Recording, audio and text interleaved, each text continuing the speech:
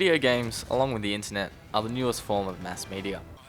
During the early burgeoning days of video games, it was much more of a subculture, but during the 1980s this developed into a viable form of mass media. Because of the relatively new emergence of video games, some of the controversy surrounding them could be due to politicians' apprehensiveness to this new form of media, and thus, being uninitiated into the gaming world, are more easily convinced of the negative impacts they have on wider society. Video games are now considered a main form of entertainment. Now this popularity has led video games from being located in arcades to now being central pieces of our home entertainment systems. Computer games actually began to be created in the 1950s, but the 1970s introduced games to the arcade, and as the decade progressed, into our living rooms with the release of the Magnavox Odyssey, and our obsession to lose ourselves in the digital world began.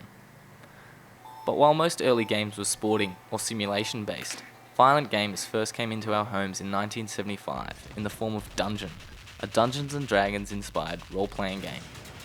Fast forward to the present market, and it's hard to find a game that doesn't include violence or killing as an aspect of its gameplay.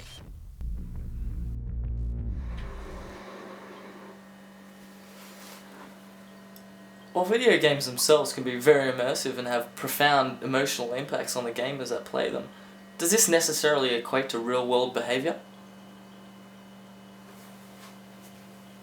Violent video games have been associated with real-world violent crimes since, basically, their inception. They were even blamed for the Columbine High School massacre, whose killers were allegedly obsessed with the first-person shooter, Doom. So, does playing violent video games make you violent? Die, motherfucker! Or do violent people just gravitate to violent forms of entertainment? This debate has been around in one form or another, usually when a subculture becomes more or less mainstream. Did Looney Tunes cartoons make the children in the 1940s and 50s more aggressive?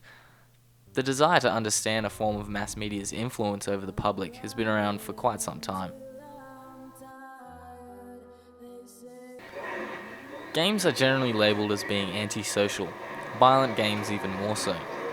However, it appears this may not be the case, with the advent and increased popularity of online gaming, such as WoW, being pro-social, or at the very least, social.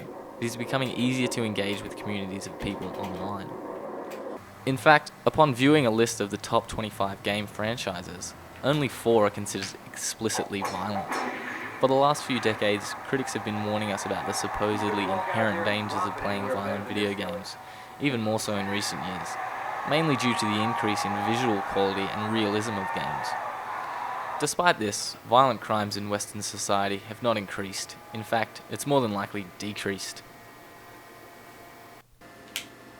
So, in a nutshell, like all social influences, video games can be good, bad, or indifferent.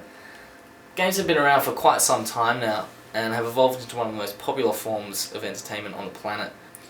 So when is this epidemic of mass violence that they apparently spawned going to materialise?